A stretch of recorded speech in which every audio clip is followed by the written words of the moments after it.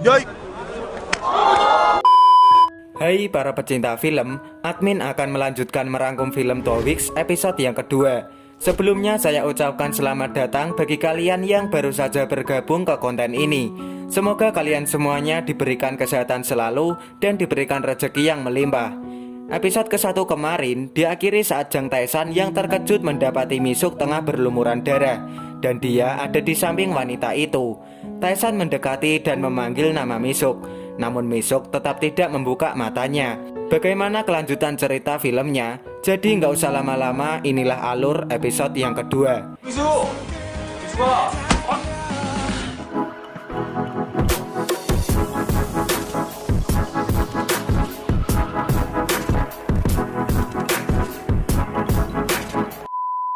Kemudian Tae-san terkejut mendengar ada yang masuk ke dalam rumah. Tae-san pun menoleh.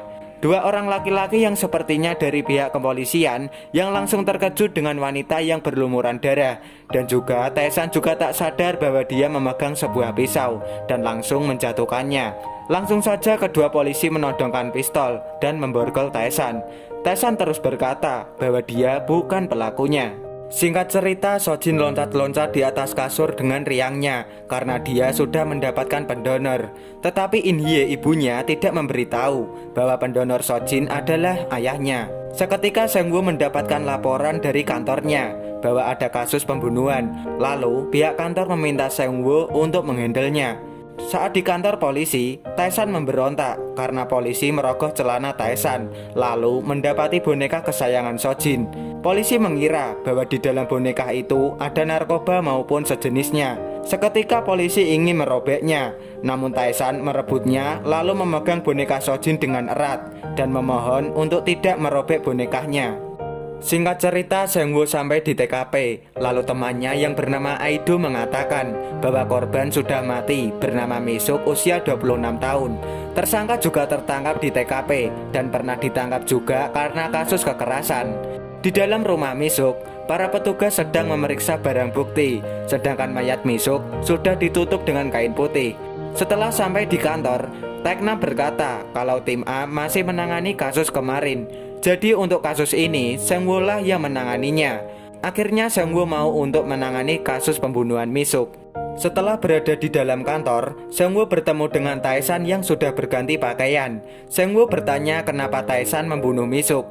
Namun Tae-san berkata bahwa dia bukan pelakunya.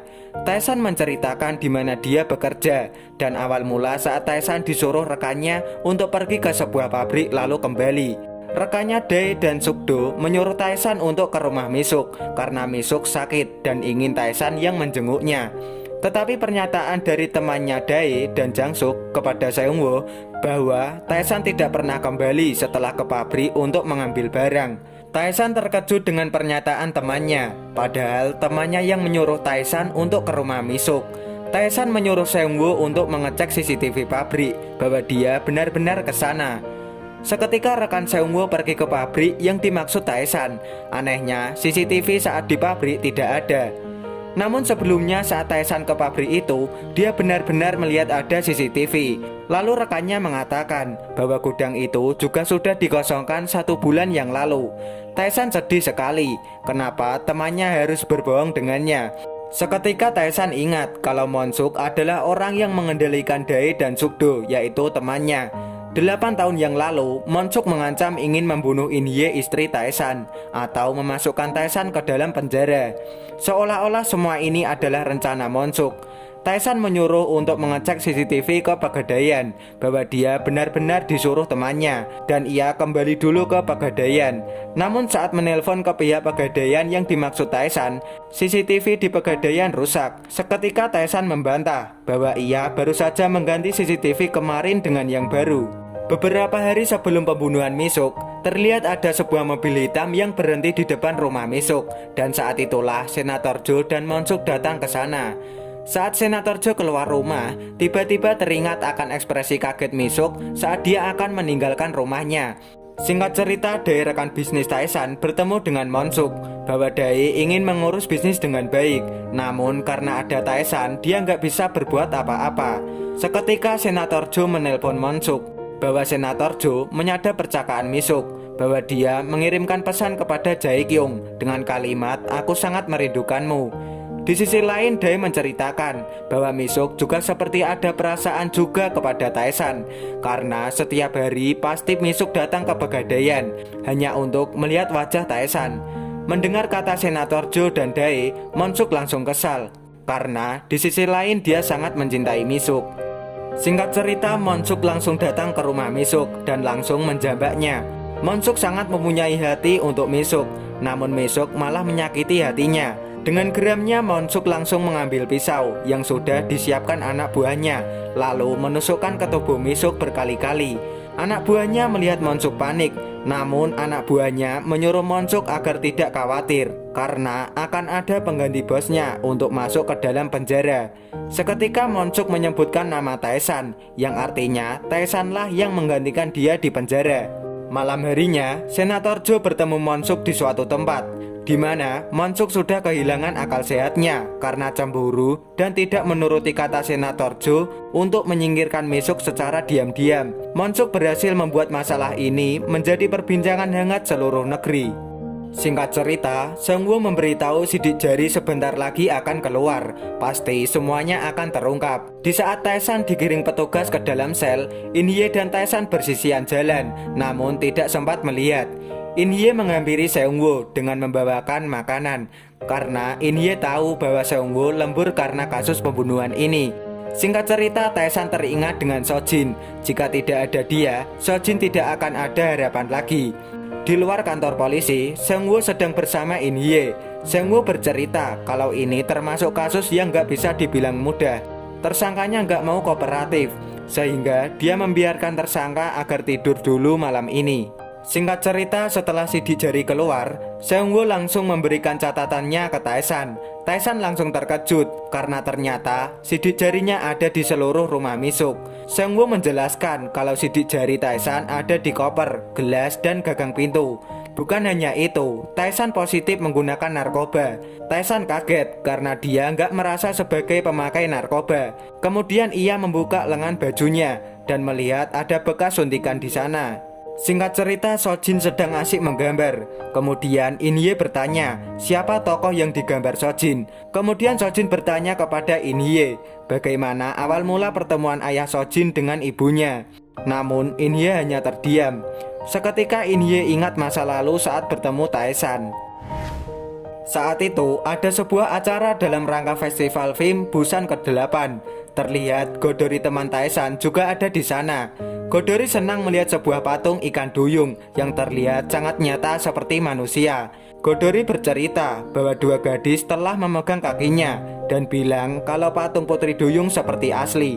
Karena Taesan tidak percaya itu benar-benar patung, dia langsung mengambil tangga dan mendekati si putri duyung. Tanpa disangka, Taesan langsung memegang itunya. Tahu kan?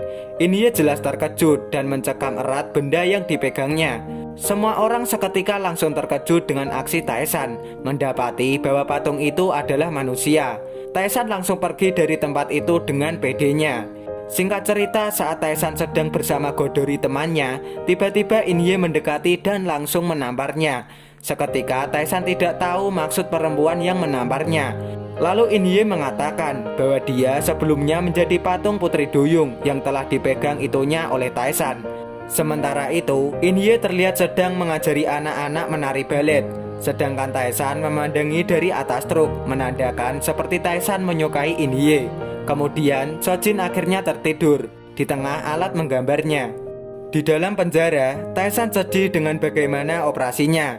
Kemudian Taesan seolah-olah merasakan kehadiran Sojin di sampingnya. Taesan berkata seolah itu Sojin, kalau dia akan meminta bantuan jaksa agar mengeluarkan dari tempat ini. Ternyata Taesan hanya mimpi. Lalu ada napi baru yang terbangun dan meyakinkan diri kalau Taesan benar-benar tertidur. Seketika, napi baru itu mengambil tali celananya, lalu mencekik leher Taesan. Sepertinya napi ini suruhan dari Monsuk dan Senator Jo. Merasa dirinya tidak bisa bernafas, Taesan sontak melawan dan memukulnya. Mendengar keributan mereka, semua napi terbangun dan melerai mereka. Lalu saat petugas datang, napi baru memberitahu bahwa dia ingin dibunuh Tae-san sampai banyak darah di tubuhnya. Seketika petugas penjara masuk dan menyeret Tae-san keluar, menganggap bahwa Tae-san lah yang bersalah. Seketika, Senator Joe menerima telepon berharap Tae-san mati. Namun ternyata rencananya gagal. Seketika dia langsung kesal dengan membanting teleponnya. Tae-san akhirnya dipindahkan ke sel lain. Di sisi lain, Tae-san bingung kenapa Monsuk ingin membunuhnya. Lalu keesokan harinya, terlihat Monsuk dengan pacarnya yang ingin mencetak sebuah foto. Seketika ia mendapatkan panggilan untuk ke kantor polisi. Singkat cerita, di kantor polisi, Tae-san menceritakan kepada Monsuk bahwa dia dituduh membunuh Misuk. Tae-san berharap untuk bisa membantunya keluar dari masalah ini. Lalu Tae-san meminta untuk mencari hubungan apa antara Misuk dengan Direktur Moon, yaitu Monsuk. Singkat cerita, In-hye dan Seung-woo ada di ruangan dokter untuk mendengarkan penjelasan praterapi operasinya Sojin. Dokter menyarankan untuk In-hye agar selalu di samping Sojin. Di sisi lain, In-hye sudah mengundurkan diri dari pekerjaannya dan akan fokus merawat Sojin. Di kantor jaksa, Sang-hoon sedang menaruh beberapa dokumen ke meja Jae-kyung dan mendapati ada secari pesan di meja rekannya. Karena penasaran, akhirnya Sang-hoon membukanya, lalu mendapati isi pesan bahwa aku merindukanmu Jae-kyung. Lalu Jae-kyung datang dan langsung membalas pesan dari Misuk lewat email. Namun Sang-hoon menyampaikan bahwa ada pesan penting juga dari Tae-hee. Seketika Jae-kyung berhenti membalas email dari Misuk. Mendengar nama Tae-hee, Jae-kyung langsung minta izin atasannya untuk keluar. Jae-kyung akan menceritakan kepada atasannya, Jung-woo, jika sudah beres semuanya. Di kantor polisi, Tae-san masih memilih diam dan tidak memberikan kesaksian kepada Seung-woo. Dia merasa percuma saja, semua nggak ada yang percaya kata-katanya. Para detektif lainnya juga membicarakan Tae-san, kenapa mencoba bunuh diri dengan mencekik dirinya sendiri. Seketika Tae-nam atasan Seung-woo meminta untuk mengirimkan berkas ke kejaksaan agar masalah ini cepat selesai. Singkat cerita, Jae-kyung pergi ke Hotel Sera. Jae-kyung bertanya ke resepsionis apakah ada nama Tae-hee dan Misuk. Namun si resepsionis memberitahu bahwa nama itu tidak ada. Dulunya Misuk sangat mengidolakan Tae-hee. Misuk memberitahu bahwa jika dalam bahaya, dia akan tinggal di Hotel Sera dan memakai nama Tae-hee. Lalu Misuk juga akan meninggalkan rumahnya dengan memberikan kode, aku merindukanmu Jae-kyung. Jae-kyung juga bilang jika Senator Jo dan Monsuk sangat licik. Jae-kyung meminta agar Monsuk bisa menyukainya. Tetapi jika Misuk ingin memberikan kabar kepada Jae-kyung, harus lewat email kejaksaan. Karena jika lewat email pribadi akan mudah disadap Senator Jo. Jae-kyung semakin cemas saat melihat rumah sahabatnya Misuk terpasang garis polisi. Seketika temannya mengabarkan kematian Misuk. Sontak Jae-kyung tak mempercayainya. Singkat cerita, Tae-san siap untuk dikirim ke kejaksaan. Sedangkan Seung-woo seolah tidak rela karena belum mendengar pernyataan dari mulut Tae-san sendiri. Di rumah sakit, In-hye terus memeluk putrinya. Sojin bertanya siapa yang mendonorkan sumsum tulangnya. Namun In-hye menjawab bahwa pihak rumah sakit merahasiakannya.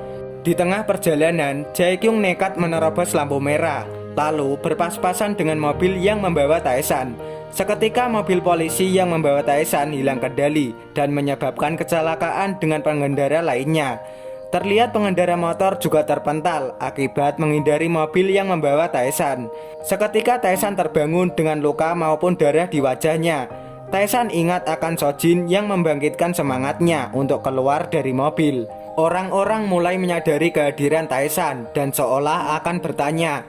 Namun Tae-san segera menepis dari mereka semua. Karena Tae-san melihat motor milik korban kecelakaan tadi, Tae-san langsung menaiki motor walaupun tangannya diborgol.